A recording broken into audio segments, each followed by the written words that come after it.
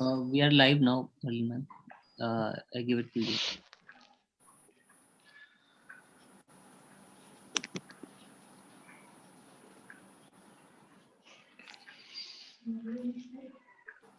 Ma'am, we can start. It's already 10:29.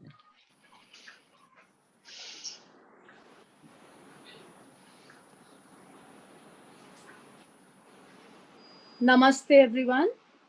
Guruji says, inherent divinity is our real heritage. Preserving that alone makes us see, preserve, and sustain culture of heritage and heritage of culture. On that note, Darpan Foundation invites you to Upanishad with Guruji Shri Nandkishore Tiwari, propounder Sahaj Smriti Yoga, and Shri K.K. Mohammed Ji, a renowned Indian archaeologist. Guruji established the Universal Forum for Human Dignity in the year 2002 and founded Darpan Sahaj Smriti Yoga Ashram at Urigam in 2018. Under Guruji's guidance, Darpan Foundation is consistently working in areas of sustainable living, education, conservation of nature, health, sanitation, and enabling senior citizens to meaningfully contribute to society. Through the various social transformation projects, we have touched 5,350 plus students, 26 schools, and 42 villages. Guruji Shri Nandkishore Tiwari propounded Sahaj Smriti Yoga system of self-realization along with Sahaj Smriti Kriya, an absolute, effortless method to explore unexplored dimensions of one's existence. This is a path easy to follow along with the busy family life.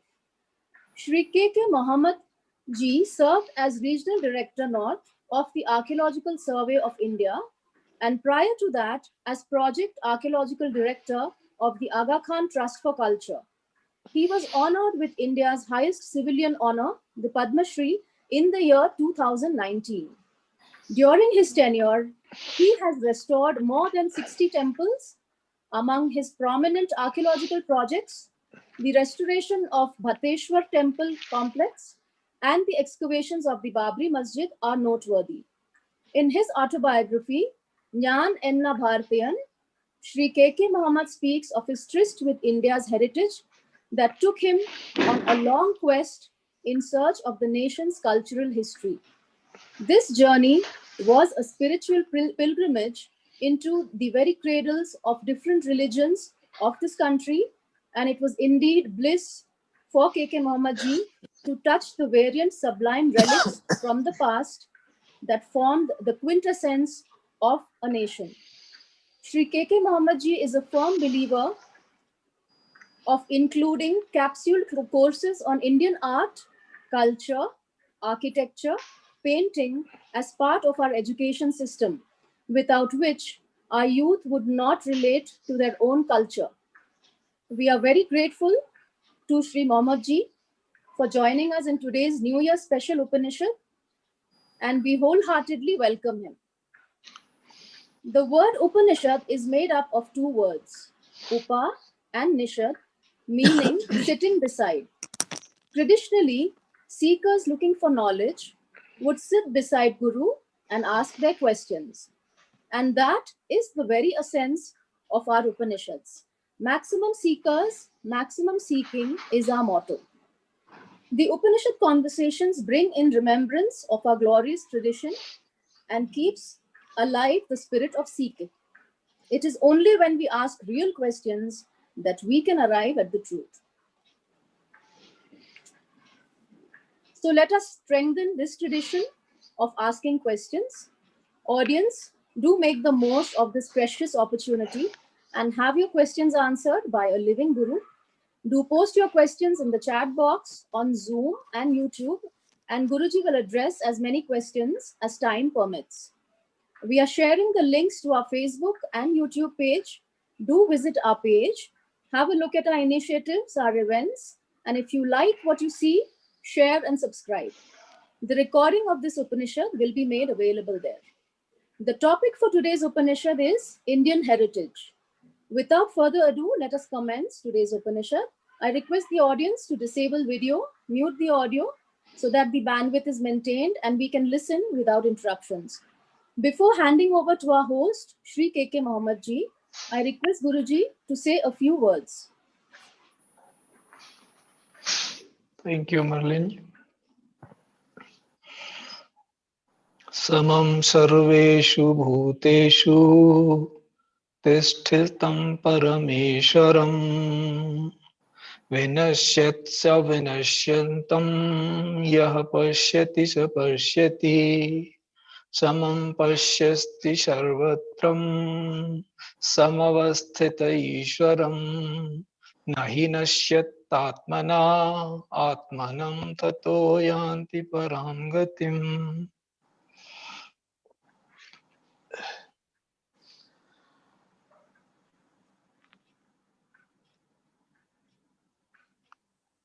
I am very happy that today Muhammad Sahab is with us in this Upanishad. His vast knowledge and work makes him a Karma Yogi. And the heritage of India today, if anything needs to be told or defined, it is being and becoming Karma Yogi. Bhakti, Jnana, Karma. In that, karma is the ground where all bhakti and jnana meet. He has shaped many karma yogis through his work. And preservation, as we say, what is Indian way of looking at? It is looking itself, seeing how clearly you can see and balancing that without any kind of bias. His work and his personality has made it very clear across the nations. It is universally accepted that if you have truth in your heart, wherever you are positioned, irrespective of location across the lokas, you will shine in your place. In Indian culture or Indic seeing, we see nothing less than Sanatana, eternity, where cycles of time keep appearing and disappearing. And scientists like Stephen Hawking and all, they have written very clearly that how in galactic times, almost same thing which our Shastras say, are appearing and disappearing, cycles of time. In galactic time cycles, how many times our galaxies merge with one another, and again the beginning and the end. So preserving what is beautiful creates the situations where human heart can experience the ultimate, know the ultimate.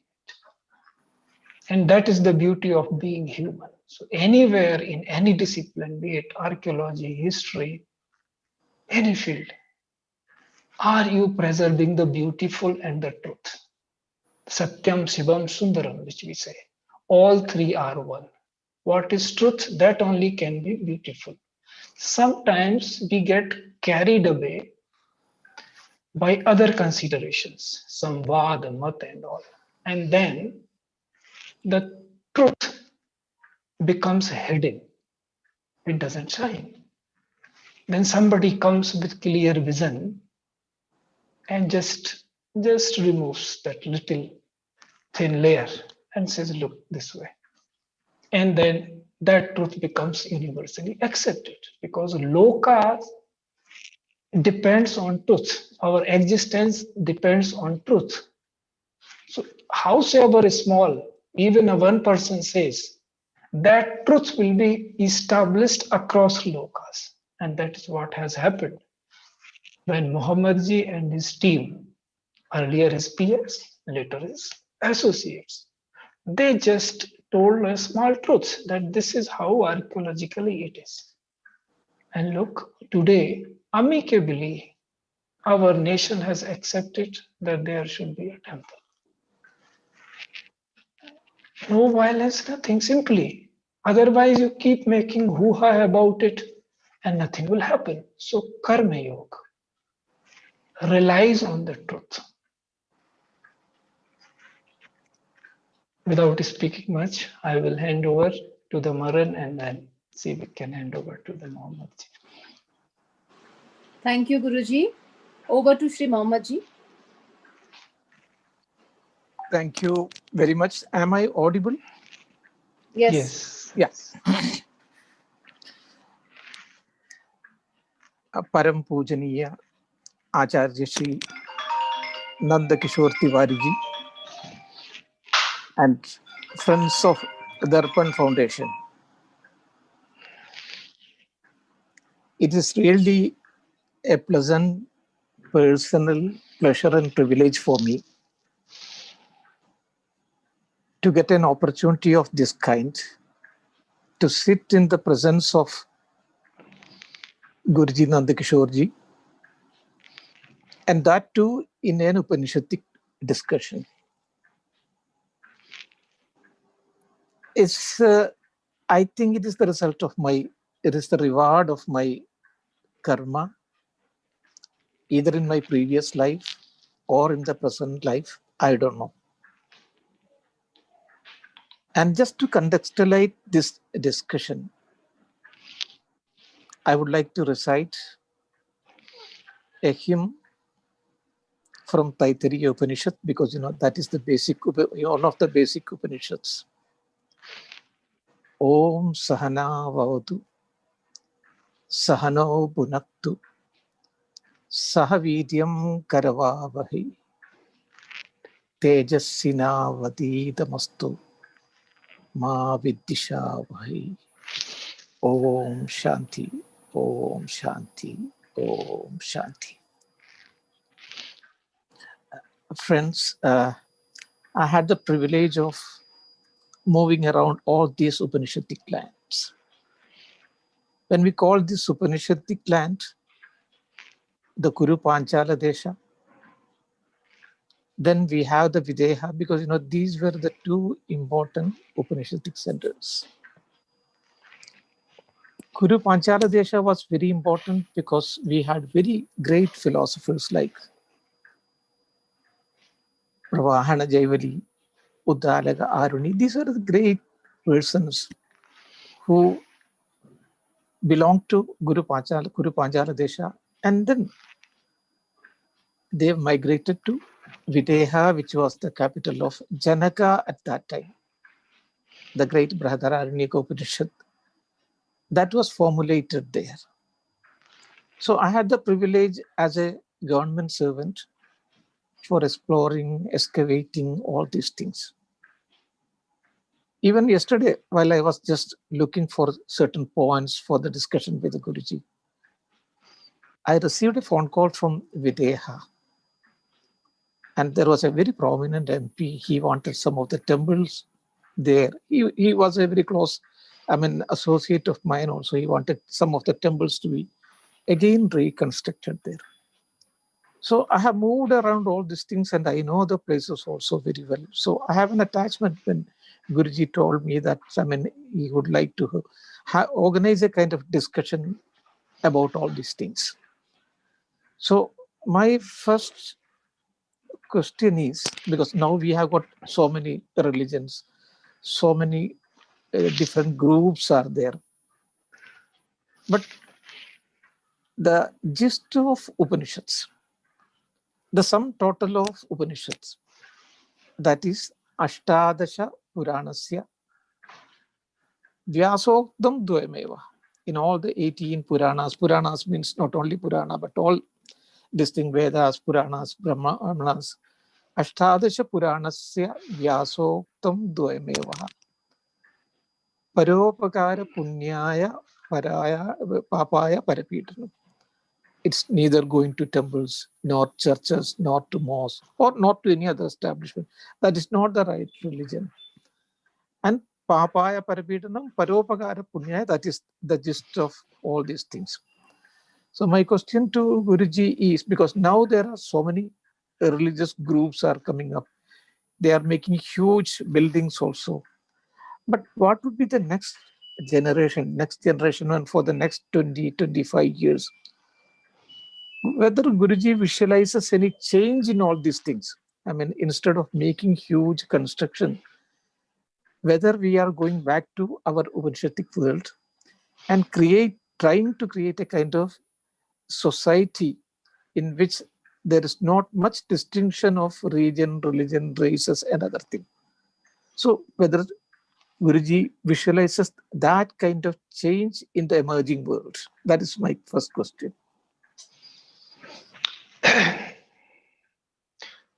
Very beautiful question, because what is relevant today? That is called the real question, and nothing is more relevant what you have told. Because despite being prosperous in every sense, if you look at the materials which are required to be prosperous, we are speaking in terms of global materials, global projects, global humanity, then everything we have, but it is not evenly distributed. So whose mistake it is? Because we are the decision makers, human beings. So it falls in our domain. So nature has provided us everything to be prosperous and to be happy, but we could not make it happen that everybody becomes happy. So this is lying in our domain. Now, to begin with, happiness begins with peace. If we do not have peace, then we cannot be prosperous, because there will be no space for doing what you need to do. And peace comes from right education, right universal education. So now, education, when we decide the syllabus, then we are shaping the coming humanity. One should be very clear about it. Educationists have a very prominent role across fields. That you cannot teach a child everything. You have to teach everything in proportion, right proportion. So if in education we teach Paravidya, which goes beyond our religions, no sampradaya, no religion, how to realize yourself, your true potential, how to become a complete human being in whose heart peace nestles. So after that only, whosoever or whatever they chooses to go into, that clarity they will have with that Paravidya. So I am seeing this, if the educationists today, they decide the correct proportion, as we have been saying here, that 50% of our education should go how to live.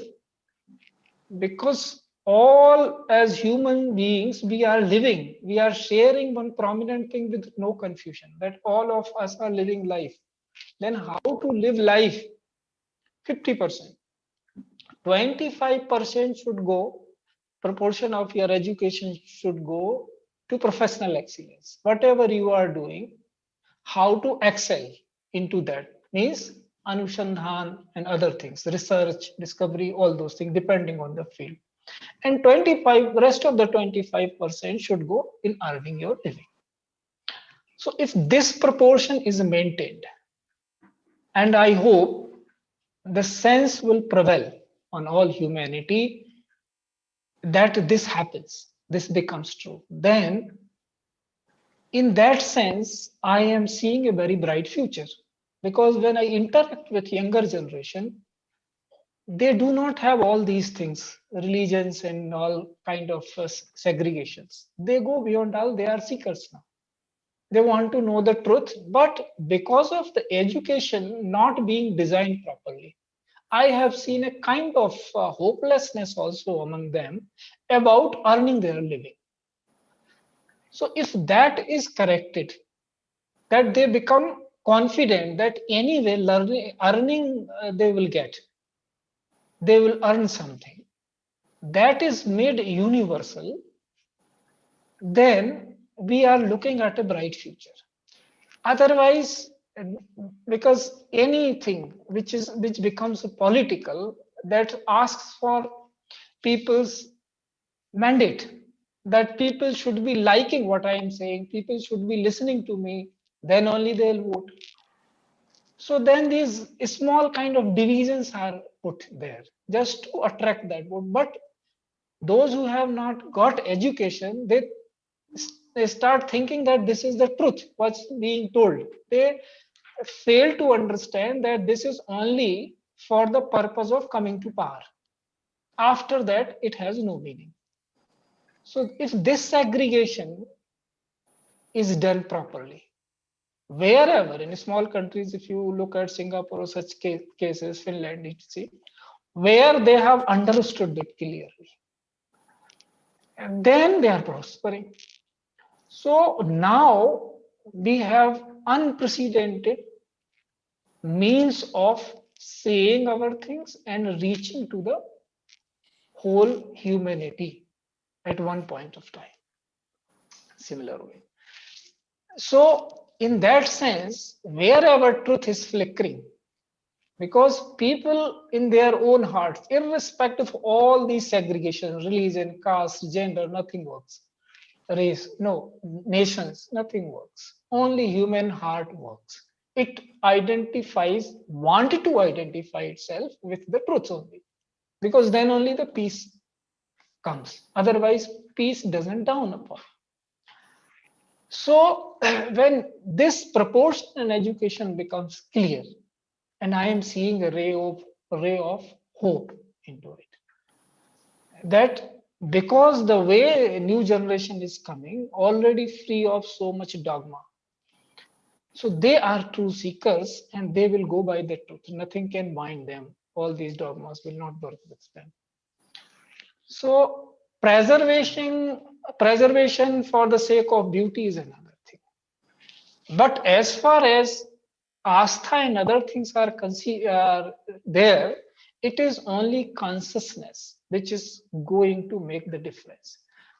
People will be going for higher consciousness and realizing the truth themselves and becoming evidence of their own truth. And that is how I am seeing that the future of humanity is going to be. So this is a wonderful and a call really for redesigning and restructuring our educational system, because that is very essential. Without that kind of spiritual education, not religious education, but spiritual education, we cannot have a, full human being. So that is what Guruji says. And Guruji is very hopeful of that also. So now my second question is about a related question, because for a long time, we were not aware of the depth of our own Upanishads. Upanishad was in the domain of some very few people. People who knew about Sanskrit and other things. And that too, it was not very common. And then it was during the period of Shah Jahan, Dara Shukru, the man who should have been the next emperor of Hindustan. And if he had become the emperor of Hindustan, perhaps the color of Hindustan itself might have changed. It was he who had brought it out in the domain of the public. For example, because it was almost like Vedas. Once Vedas went into oblivion, then Sodam Strayo Nida Daro Varaha, the Varaha incarnation, just brought it out. Similarly, this was unknown and it was brought it out, and he got it translated into Persian. From that Persian version, that was seen by a very French philosopher, Aquitaine de Perrin. He translated into, not into French, but into Latin, because Latin was a language of wisdom at that time, like Sanskrit. And then it went into the hands of Arthur Schopenhauer. He was a great German philosopher. And he used to call it Upanishad because that was a Latin term for that. And he used to keep it by the bedside and tell people that this is the solace of my life. Quoting from Sarve Bhavantu Suginam, Sarve Santu Nirameya, Sarve Badran. I mean, he used to quote all these things.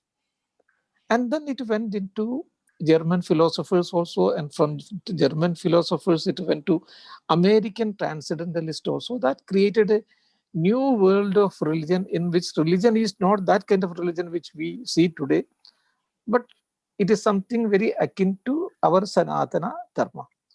So it was Darashuku who had brought it into the public domain at that time. Now, do Acharyaji visualize a coming world where there will not be much of a religion, I mean, much of a difference between various religions, because that is what Darashuku also wanted to create, because he had written a book also, Majmu'ul Bahraini. Majmu'ul means, I mean, that is the Bahrain. It is a mingling of two oceans. So one ocean is Hinduism and the second one is Islam. So Majmu'ul Bahraini, mingling of two oceans. So what is the opinion of Guruji? I mean, are we going to get into a different trajectory? Because Hinduism, of course, it is very, very, very, this one, I mean, large earth. So there is no problem for Hinduism. But I'm talking about the Semitic religion. Do you visualize a world in which Semitic religions also will come into the trajectory of Sanatana Dharma and create a new world of equality and I mean a kind of world which is not suffering from any kind of acute religious polarization. So that is my second question. If we look at it historically, then also nation species, there are five, six nation civilizations which Guruji, are I'd like to stop considered. you for a second. Uh, I think your mic connection has gone because some phone was coming. So can you connect it again? My connection, you are saying? Yeah, not audible. You cannot hear me? Yeah, Guruji, we couldn't hear you. Or also see you also. Like focus is also not there.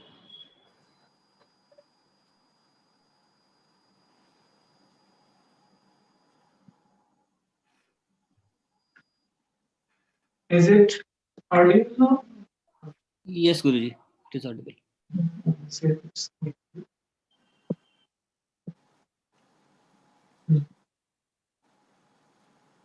That's what is. So, five, six civilizations, and every civilization has its niche. So, Indian, which you say Indic civilization or India, we are known for knowledge. Our specialty has been all the time knowledge. So, it is our duty as Indians, wherever this ignorance is there about spirituality, it is our duty. We have put it on ourselves. We have assumed it, that it is our duty to clear everyone's doubt across the globe. Because responsibility in higher field, you have to assume. You have to, the ones who are responsible, they only will behave well. So, in that sense, when we say religion, mat, and vad, there is some concept behind. While when we say dharma, it has no concept behind it. Yes, dharyat is a dharma. What you uphold, that is dharma. So what you have become, that is dharma. And ultimately it says, what you already are, you have forgotten. So if your smriti comes back, that comes back through association, through sadhana, that who you really are. So that is called becoming. Now, if everybody remembers who he or she is, then what is the point in saying any religion or any math involved? You need not convince anyone. For example, we know our names. Does anybody need to convince us? No, this is your name. And how we remember? Our parents told us this is your name. So this is means there's a limitation of giving an example.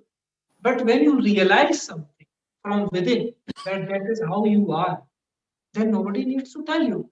So spirituality makes one evidence of reality, evidence of truth, anything higher, evidence of compassion. Whether I am compassionate towards other, whether I am empathic towards other, I only will know the first. Only in my behavior, if it is reflected to others, they may say, they may have even second opinion about it, but still there seems to be like this. If somebody is well behaved, seems to be well. So when somebody else tells us that this is your religion, this is what your mat or vad is, then it has to be seen with a pinch of salt. And then that is where the secret begins. But when somebody tells you this is the vidhi, this is the vidya, you apply and see. It is like somebody go to eye ophthalmologist and he gives us a glass to wear. Then we see clearly. So there is no doubt that wearing this you begin to see clearly. Because you have the memory before eyesight going weak that earlier I used to see clearly, and that is what clear seeing means. Same way, when people go for Adhyatmic Vidya, they will get that memory back, that who they really were, and now they have become this. So, in that sense, when that's where the emphasis on how to live properly, because that will make everybody seeker of the truth, because they will realize the value of truth. Truth brings with it peace. In all circumstances, you will feel peaceful. Look at your own life, with whom I am in Upanishad. When Vateshwar you were doing work, what all kinds of odd faced. From this part of the bureaucracy to that part of the dacoits, to every kind of thing. Few we know, but you know all because you faced. But you were peaceful because you knew that what needs to be done as a professional that I am doing. So that brings peace. Nothing, no religion, no mat, no vad, nothing comes in between. So even if one has little opened up to the Paravidya and the truth of oneself, then it has its own pulling power. Like the whole of solar system is revolving around the center of the galaxy. So many times appearing and disappearing. The truth has its own pulling power in that.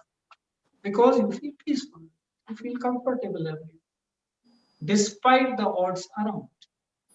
Anyway, life is a limited period, but peace is permanent. So this is what we call spiritual mystery. That in this impermanence, you experience the permanence, the eternal.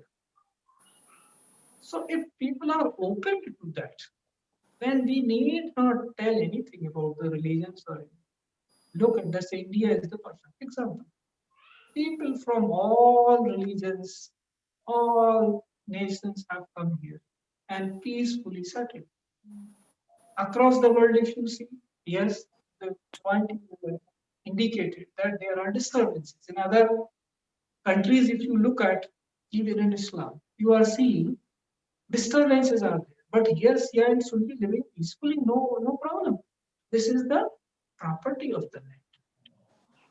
This mood makes you its own, and you become its own. You don't feel duality here. In other countries, same division is making one another fight.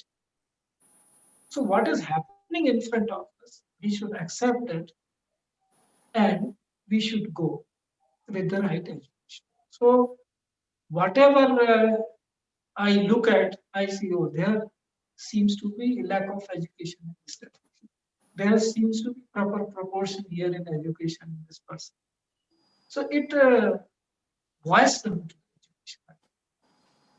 Sometimes I keep saying this, if you have less of food to eat, please eat one time, but do not go hungry without receiving education. You should be hungry for education, you should be fed proper education, even your stomach is half filled. Because with half filled stomach, you will perform better if you are learning. He said this is one of the qualities of the Vidyarthi, that it should be Salpahari Grahe Tyagi. So that is one of the virtues it becomes if you are going in the mode of knowledge. So in that sense, I am seeing that if we do it properly as decision makers, wherever we are placed, then I am seeing no such disturbances coming. Though I cannot deny that in present in certain countries there are disturbances, but they are because of there is no right education. There is brainwashing. I always keep saying this. If you open your heart, none can brainwash you. If you close your heart, anyone can brainwash you. Yes, yes, yes. Because you will become receiver of the truth. Something comes to you, immediately your heart will say, no, no, this is not truth. This sounds very beautiful, but this is not truth. Real beauty, real truth nestles in the heart. And there are no such divisions. These never were.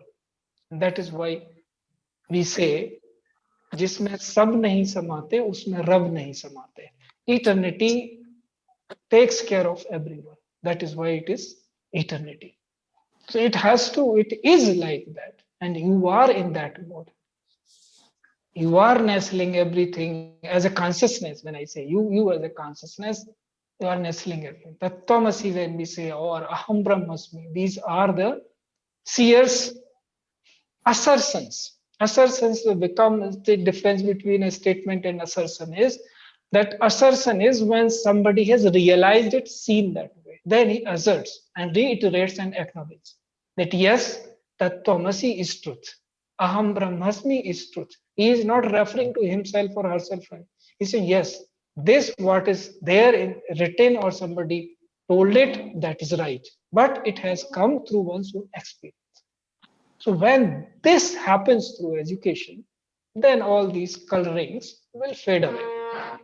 And whatever beauty everything has given, every culture has some beauty, that should be present. That is how it should be seen. That is how I'm seeing.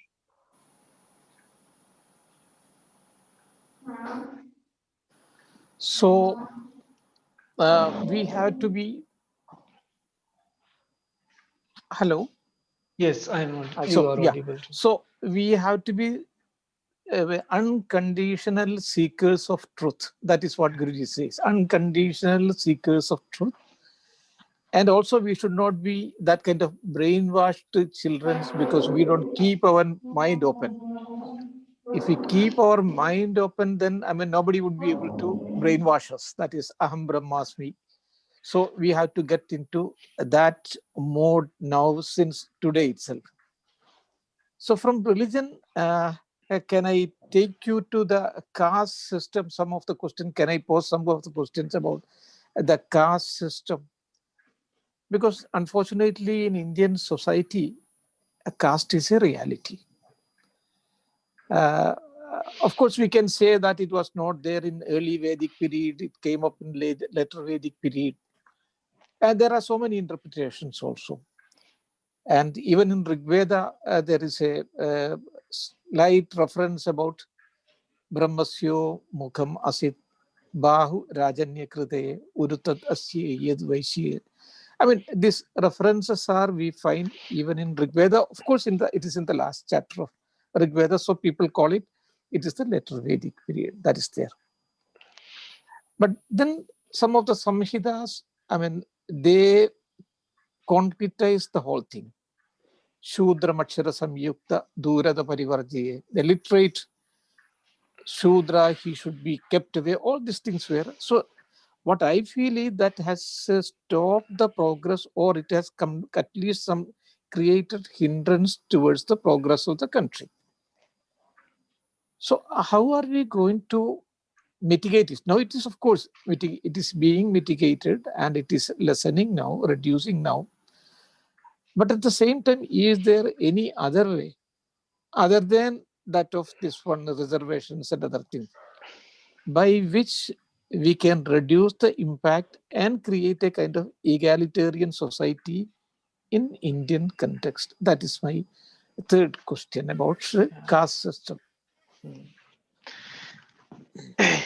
Yes, that is the sign of wisdom, that anything visible, something has put foreign body in our eye, and if we close the eye and say no, nothing is there, it is not wise. Yes, we say in our eye there is some foreign body, we need to remove it. This dust has fallen, we need to clean it. And that is what the Sanatan Guru Parampara is. Wherever anything has come as an impression, is not seen clearly the way it is, then they just have, this has to be removed. And as you said, Sangachadvam Sambadadvam, and or Sahna Bhavatu Sahna Bhunaktu, that together alone we can remove it. When all see, I see and you see, and we together we see, is it like this? And both we agree, yes, it is like this. This is not one, this is not needed. Then together we can remove it. So when we say this, this casta word comes from the Portugal language. It is not our word. What has become much what was known it later period, as you said, refer to the Vedic. That time also when we say Veda Mukham, that means that is about Vani. So that time it is different, spiritual. But when it came to the Smritis, at that time, yes, some dust has fallen. And that is where Jatasya Dhruva Mrityu or Jataka, these words were referred to the being born, everybody. That is what the Jati was. So they mixed it. Now that word itself, they tried to translate it with the caste. So that is another debate that we are struggling with, that can the translation of Sanskrit happen in English or it is not possible, how much it is possible. But yes, I am of the understanding that sense can be conveyed. It may not be exact translation, some words are there, but untranslatables, we are referring to them. But sense can definitely be conveyed to an extent until you go through the proper sadhana, that is another matter. But yes, understanding level, intellectually, sense can be conveyed. So we have to accept that in our society, currently, caste is a reality. Apparent reality, though we call it, it is there, it's a reality. Now, how much of this is political creation and how much is this is born out of society? How much society is making it stay? Of course, you cannot separate society and politics at some point of time. But again, if you give the clarity, if you offer the clarity, look, this is the origin, that you had certain profession. And if over the generations you kept doing that professions, so they start calling you by that profession, like lohar, sonar, or anything. That you are blacksmith, that you are goldsmith, because now you start saying, no, this is my caste. So it doesn't make sense. What is caste? If you are doing a profession, you are a good in some profession, and today also, tomorrow maybe software also, engineers also become a caste if we kept going like this blindly. So we have to make that clear that caste has no place in our society. No human society caste should have place the way, in the sense it is being referred these days. Because there is nothing attached to caste now. The way education is moving, there is no differentiation.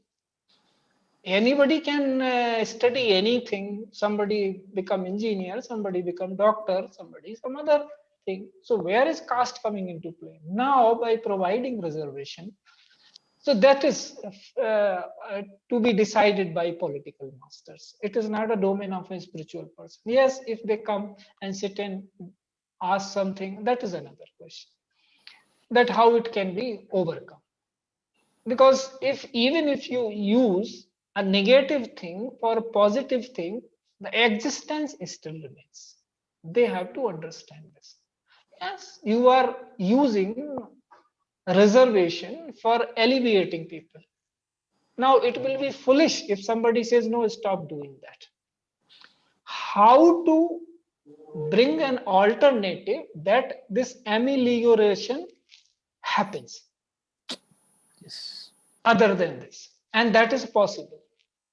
So that is this is possible by spreading awareness about the caste's reality as we see in India, not by English glass, not by Western glasses, but by Indian vision. How this malignancy came into our society and how just by awareness it can be removed. Nothing else is needed. Unless political master doesn't want to do it. So that is a very much political reality. That is where it is taking so much time. With the education, now I see a hope. That right education is given, then this can be removed. So it is a condition there. But hope I am seeing because people are thirsty for knowledge. So if you make them thirsty for knowledge, then they will start looking at the truth. Then this coloring by any party, this will not work with them because that will make them courageous. So to remove anything which is unwanted, you need a lot of courage. And only courageous becomes the leader. So if India has to lead the world, it has to clean itself first. It is not very wise to say, no, every society has some kind of problem. They have race, they have this, they have that kind of. That is not okay. Yes, I understand in diplomatic terms when somebody is unnecessarily putting you in negative light. To Yes. counter it, you have to say something. That is fine. But don't consider it as acceptance. No, it is fine. Like everybody is having something, so we are having no. Because I said in the beginning, you are known for knowledge. This nation is known for knowledge. If you are not clear and clean, none will listen to you. So you have to be powerful. You have to be empowered by your knowledge in every sense. And then only people will feel like looking at you. So this can be removed by awareness, by telling the truth. These days now still we call intercaste marriages or what. Why should that term at all be there? You like the person, you marry the person you like. How does it matter whether it belongs to some religion or it belongs to some caste or such? Nothing like that. So this has to be, some media also plays a role. Sometimes in today also I was looking in the newspaper and I saw some pathetic headlines. There was no need to mention by caste and religion. In some crime somebody has done, he has done a crime. You report that crime has been done. Why you need to mention in certain cases only such things? There's this religion and this caste. So you are propagating it. So media has to clean itself. So everywhere that when you are going for cleaning, sorry. So then at that time, you have to be aware that in what sense you are using that term. Because as I said, a true heart recognizes the true heart.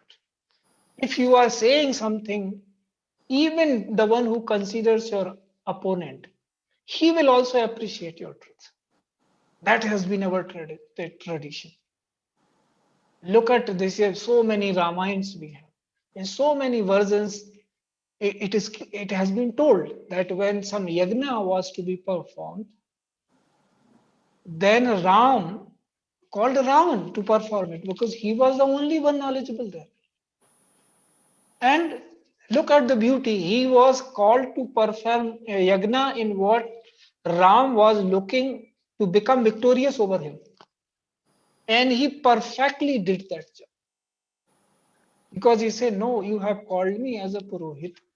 So that time in war we will be enemies, but here I am your Purohit. My job is to do this yagna perfectly. And that is how we remember him today. With shades of grey. So we do not declare somebody outright Satan, that there is no hope for you. No, everybody says. And that is how a saint saw it. When Ravan was killed, and he said, Tasu tej prabhu badan samana, sur muni sabahi achambha mana. But Ravan got killed, inside he turned out to be divine. And all these, the ethereal forces have forgotten that such a person can have divinity within. But he turned out to be that. Because that Jyoti went inside Ram, because they are ethereal being, they are seeing. So they got surprised. Oh, we had forgotten. That is where we are seeing. If we preserve our inherent divinity, then everything, whatever we do, will go right way. So yes, with this direction, if we go with simply giving awareness that this is how this caste has been imposed on you, why are you considering yourself in this caste? You consider yourself human being and speak in those terms. So media, politicians, intellectuals, they all have a bigger role to play, because the narrative, if you create strongly, then everybody will start looking in a different way. So narrative has a power. If you give the truthful narrative, that is how your origin of the caste is, please forget it. This is not real. This is an apparent reality. Now it is being used for political purpose. People, please come out of it. So then society with awareness can definitely do away with it.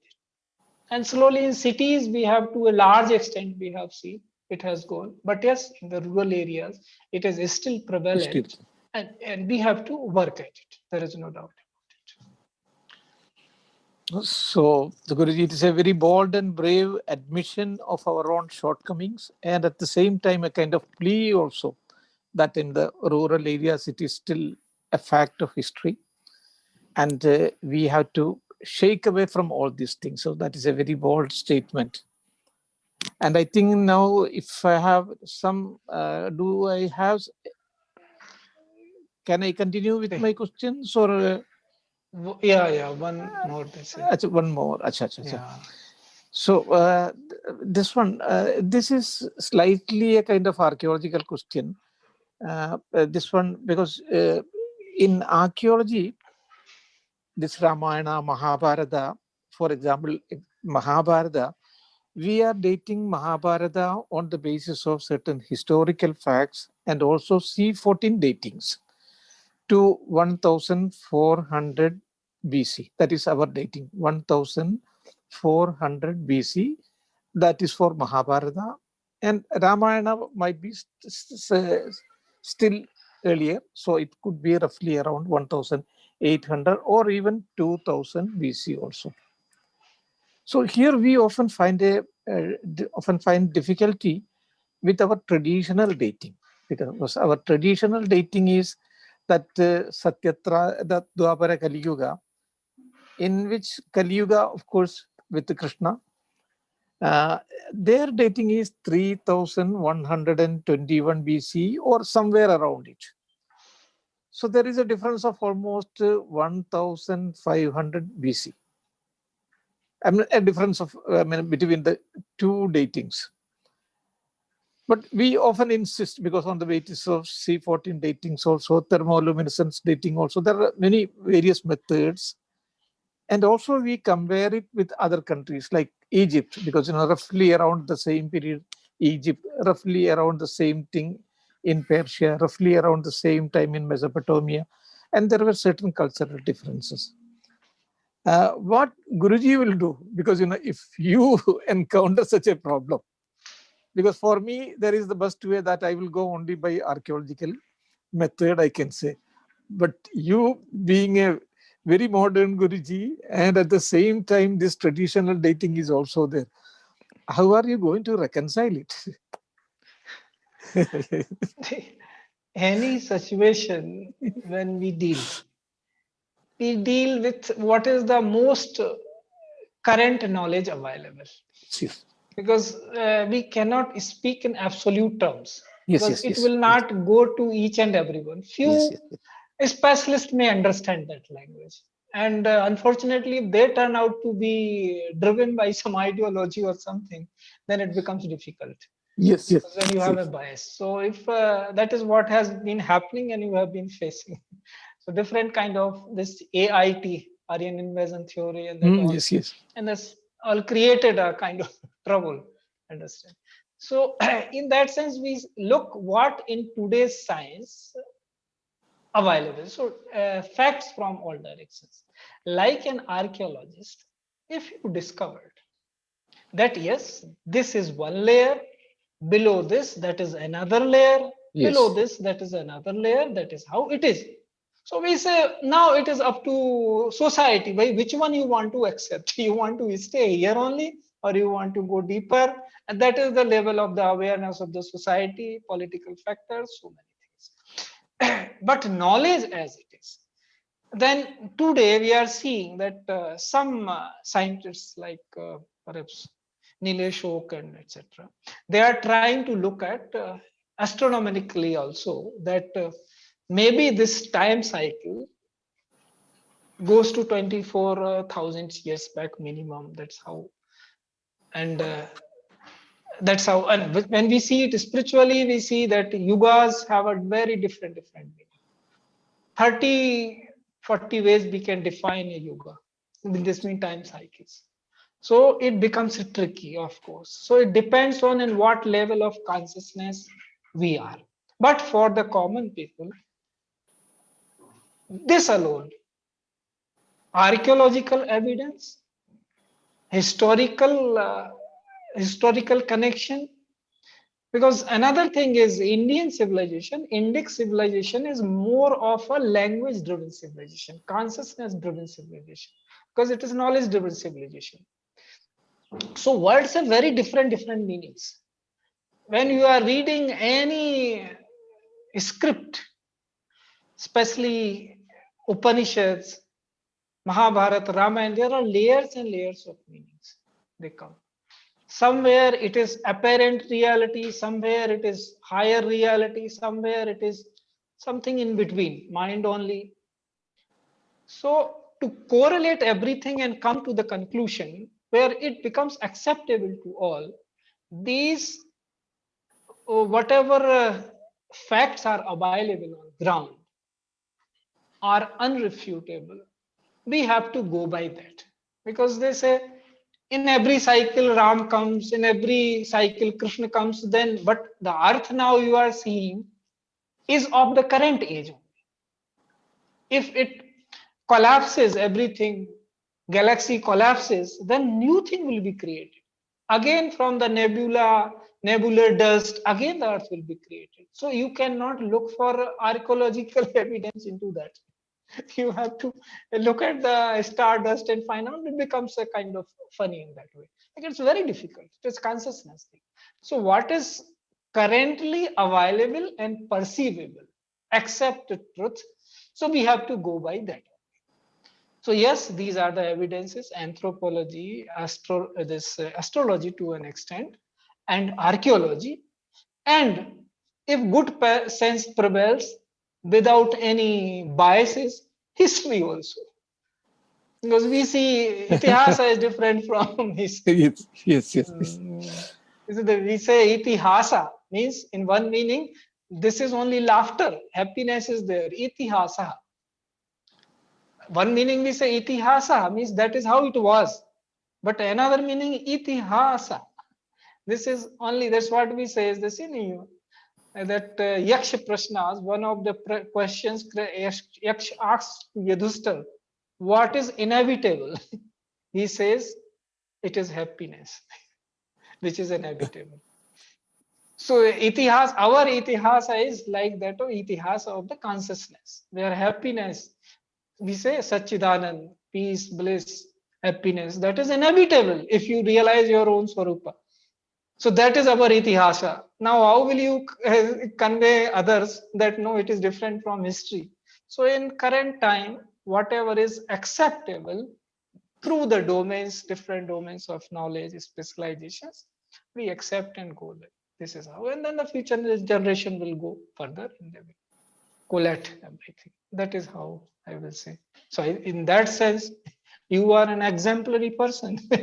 You have done your best there. And look, these are the layers. Now you decide whichever layer you want to take as truth. But this is the fact. That is how it is. So it has been a very enlightening and illuminating discussion. And I never expected that it would be this kind of illuminating discussion on such things, because it is a discussion, and that to a kind of Upanishadic discussion.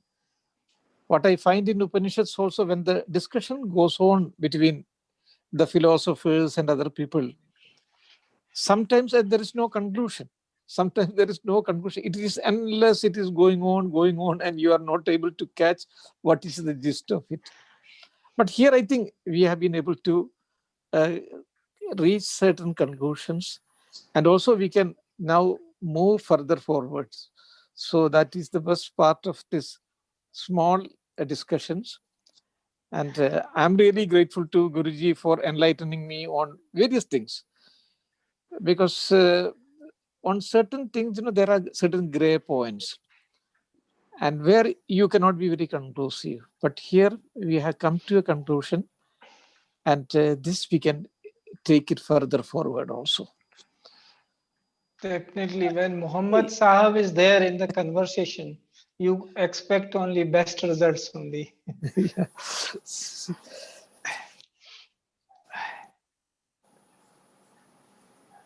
Yes, what is the next? So now we will open the session for audience questions. The first question is for Guruji. It's from Shrikant. In today's online world, many spiritual organizations are offering yoga courses online to the masses. I am of the feeling that it is against Guru Mukhena Vidya aspect. May I know your opinion, Guruji? Gurus are not supposed to have opinions. They have none. So, because you referred by that words. Anyway, the question is relevant, but when you are saying yoga, you are referring to Hatha yoga, asana. That is a very primary this thing, beginning in the yoga. So yoga is, as you know, is a endlessly acquirable thing, endlessly livable thing. So this sitting in the asana, it is perfectly all right. Offering online to how, because if the reach is there, now the visual medium is also there. So it is good that the whole world you can teach now yoga asanas and all. It is I don't see any problem. The vidya, if you are referring to the paravidya, that is higher stages. That in any way, those who are open to it, they will anyway, once they know the value, they will look for the guru. Without guru, that vidya doesn't come. That is a reality. And before that only it is Buddhist knowledge. But you are referring to the asanas, which is perfectly all right to impart it. If they feel anything, they may go and look for the living person as well. That will make them more comfortable. But I don't see any problem in this. Thank you, Guruji. The next question is for Sri Muhammad ji. What role does the learning of Sanskrit play in preserving our heritage? Am I audible? Yes. Yes. Yeah. Yes. Yeah. Sanskrit plays a very important role in the culture. I mean, especially in excavation and in explorations also. Because our culture is basically, I mean, almost all books are either in Sanskrit or in Pali or in some of the classical languages like Persian and other things. So if you know these languages, it's very easy for us to understand various cultural layers.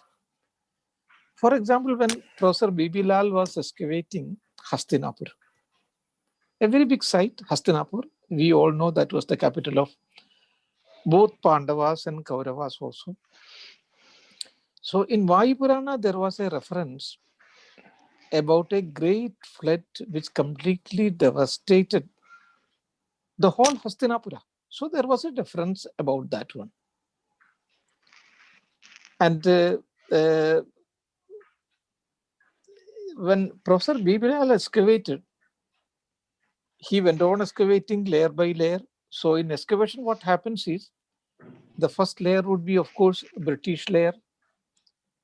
Down below, there will be Mughal layer, then Sultanate layer, then Rajput layer, then Guptas, Sunga, Kushana. It would be going on like that one. So then he got a layer which is a flood line, a flood layer. So he could correlate it with Vayupurana because there was in Vayupurana, there was a reference about it. That Vayupurana says, Gangeya apahride nagaram nagaswahe. Gangeya apahride, Ganga stole. Ganga ने पूरी की पूरा बहा के ले गया गंगे अपहृदे नगरम नागस्वाहुए नागस्वाहुए मीन्स दैट इज हस्तिनापुरा गंगे अपहृदे नगरम नागस्वाहे त्युक्तार निजक्षु नगरम कौशाम्बेयम सनिवत्सायदे. Then the whole area was deserted by Nichakshu. Who is Nichakshu? Then Nichakshu was 8th in the generation from Parikshit, because the question came up. Okay, we won the game, we won the battle, and who would be the next king? Nobody was ready to take it up. Then they said, no, let the youngest be the king. Who is the youngest? That was Parikshit. Parikshit was the son of Abhimanyu. And then when the 8th generation was ruling, that was Nichakshu. A great flood occurred in Ganga, and that completely devastated the entire Hastinapura.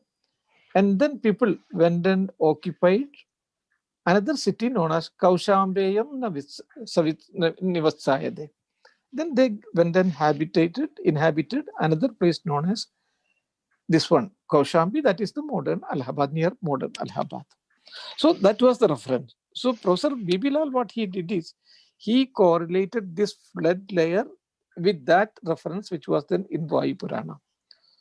So that way he was able to correlate it and say, this is that flood layer, of which Vayupurana speaks. So this way, in other places also, for example, in Mesopotamian civilization, when they excavated, they too got so many things, recordically also, and in the Bible also it was there, references were there in the Bible also.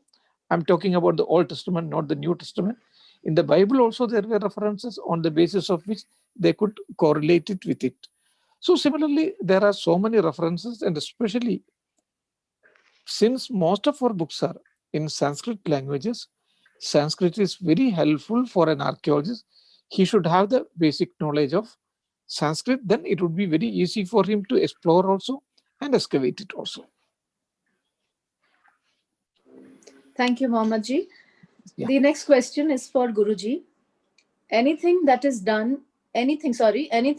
overdone is harmful. Let it be work, exercise, playing, etc. Does this apply to yoga and meditation as well? Now, when you refer to the doing, you are referring indirectly to the human agency, what human with his body does.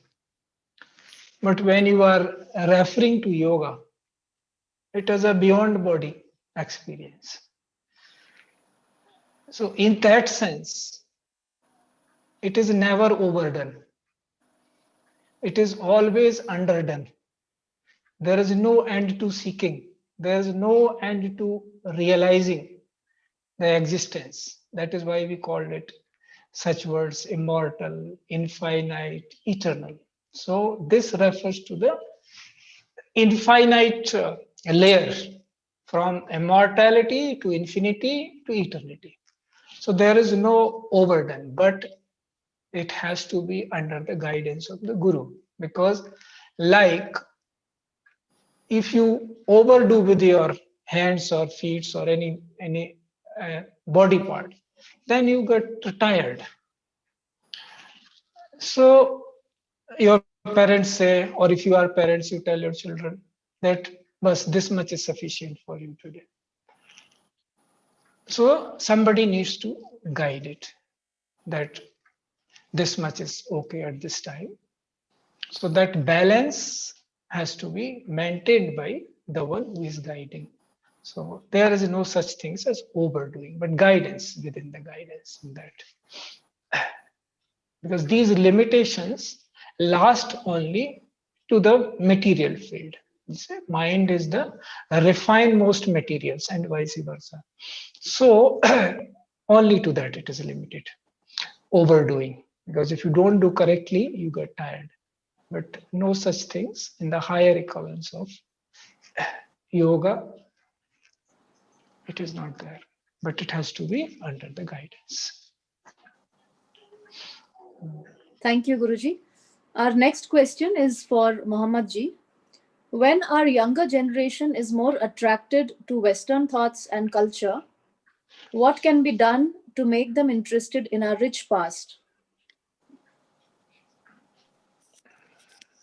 We have a very rich heritage and a very glorious civilization. And the antiquity of culture goes back to a time when history was fresh and time stood still. For example, if you go to some of our temples, for example, take it up the great Hoysaleshwara temple, or the temples of Khajuraho, or that of the sculpture of Buddha in Sarnath Museum. All these things are divine in conception and sublime in execution. Just go and stand before that, you will be feeling that kind of vibrancy from coming out from there.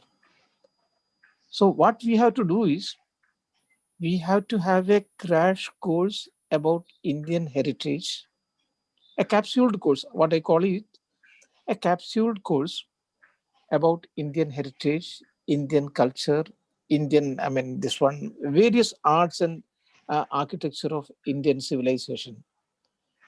And people are happy to learn it also.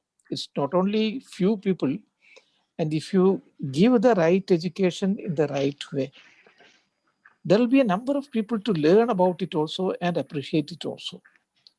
See, I have seen a number of people coming from Western countries to learn about Indian culture, Indian tradition. So when they are coming from outside the country, why can't we have it? Why can't we give it to our own people in India? But for that, you have to have a different educational setup. We have to impart it very attractively. And the heritage maintenance also, because we have Archaeological Survey of India, and in every state we have a state archaeology also. But what is the contribution, whether the government is taking it seriously? If you ask me this question, I will say no government. Perhaps some of you may say, no, that government was bad, this government is good. No, it's not like that. Because we have seen almost all governments, and they have no interest in art, heritage, and other things. Yes, whenever they are there on the platform to, speak to a group of people, then they will speak about the great, glorious heritage and other things. Otherwise, they have no interest. So if you have some that kind of people who are motivated people as your ministers, I'm sure things will change.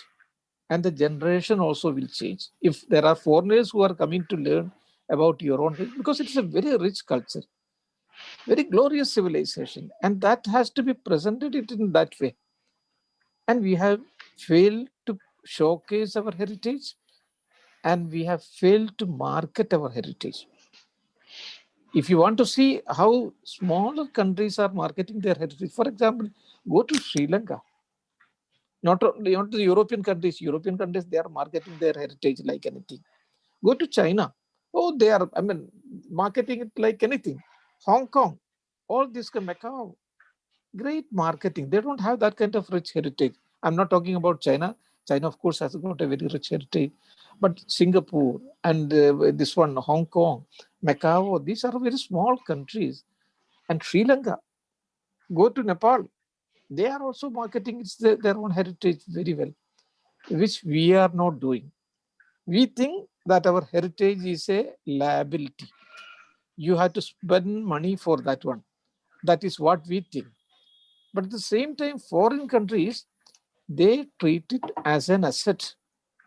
Once they have an heritage, an asset, that will be great for them. They can do it. They can do it, they can market it and they earn a lot for that one. We are neither marketing nor earning out of it. So we'll have to change. Everything should be a revenue model. If you are, giving freely, there will not be any takers. But you make it a revenue model, earn from that one, showcase it. There will be, a lot of youngsters who would be interested and they would be learning it also. And from their side, they would be marketing it also.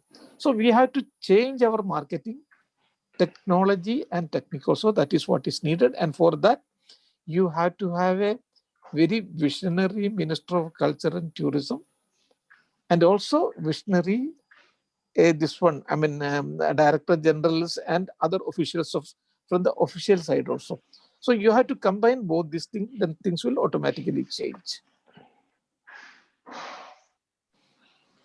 Thank you, Mamaji. The next question is for Guruji. In this world, every creature is born with a purpose. I have heard of many life stories of saints who left their family back in search of truth. Does it really mean not fulfilling the duty of taking care of your parents or immediate family? Or is it okay to do so for the sake of Loka Sangrahartam?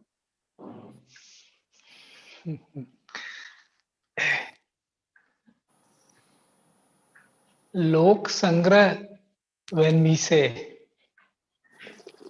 then is it not true that your family is also in the Loka itself? They are part of the Loka. So you are renouncing part of the Loka for what? It is not right. Whatever is needed for your evolution, that is available wherever you are. Only you need to be prepared. See, like a child goes to school. If he excels, he will go to some better place. Automatically, that process will happen. If you are destined to be that kind of attained being that you will reach to the cave, that is another issue. But running to the cave and then doing all this is not correct. One can evolve to that. That is very exceptional cases. It happens in very exceptional cases. I'm not denying that possibility. But for the lokas, it is not like that. If you are talking Indic traditions, which of the avatars you see ran away to the jungle? Even seers who have provided the knowledge, you remember them only in pairs, right from the Shiva Parvati, Atri, and his wife Anusuya, Vasisht, Arundhati. Where are you seeing, even among the kings, Janak, his wife. So all are in family only. So going in search of truth, leaving family behind, needs to be seen with some care. It is partly running away. Truth is wherever you are, because you are the seer who has to transform, not somebody outside. So that way, it is exactly the way you said, that if you run away from family, that is not correct. What you have to do within family. Why? Because it will prepare you for the larger society. You have best place in your house to excel. Every facility you are getting, you go to a cave, then you have to look for your food. Here, your family may provide you with food. Now, can you create that environment in the family? That is your sadhana. If you cannot create that space, even a family, how are you looking for higher truth to uphold? There is another side to it, because in every, so that's why we read itihas, our itihas for that. There is a Lanka where Ravan and Vibhishan both are living in the same house. There is Ram and there is Kaikeyi. So examples will be there across the families. Prominent examples only I am giving, some way in extreme you can say. So running away is not a solution.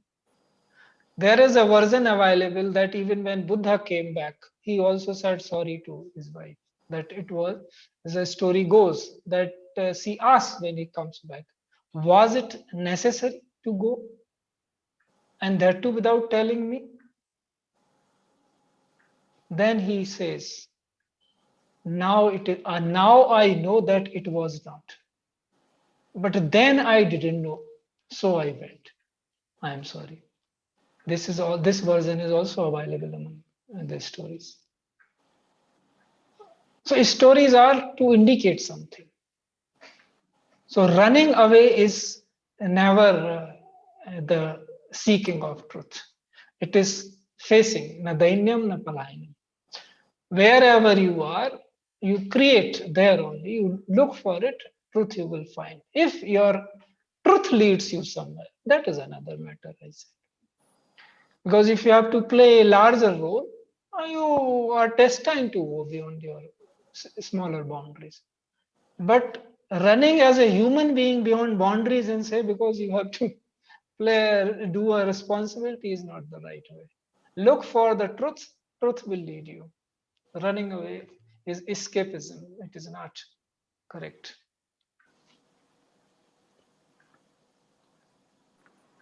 Thank you, Guruji. We have time for one last question. This is for Guruji. Given education is a for right way of life beyond religion, livelihood, earning, etc., what kids, teenagers, every individual need to imbibe from spirituality to handle reality with courage, what methods or pathways this can be achieved by our contemporary lifestyle? What answer I can give then, Sahaj Smriti Yoga? That spontaneously remembering yourself and looking for someone who can guide us as parents, as children, as grandparents, whosoever, whatever age group we are. It is reality is always within that divinity, we say, that needs to be a little ignited so that they become aware of it, that it is there. Then they will find their way. So, yes, as parents, our role is to become evidence of our own truth. Children will automatically imbibe. You don't need not say anything. They will see you how you are living your life, and their life will be shaped. Otherwise, if you keep telling, the chances are that they will take just the opposite path. And if you live it, they will just go the way it is. Truth has that kind of reach. So yes, telling them the truth, and Satyam Dharmam cha, that is how the life is. So some simple things to them, like daily meditation, little bit, as many minutes they can do, some good teaching, and then let them live their life. Simple as it is. This is what I would say.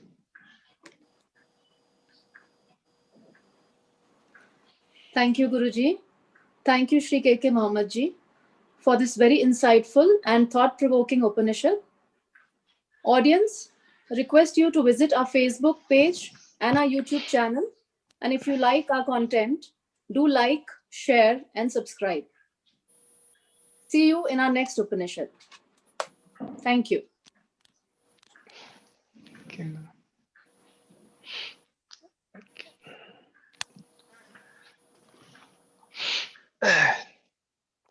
Thank you, Mohammed ji. Thank you, audience. With, as he said in the beginning, Sarve Bhavantu Sukhina, Sarve Shantu Niramaya, Sarve Bhadrani Pashyantu, Ma Kaschit Dukhabhag Bhati. Om Shanti Shanti Shanti.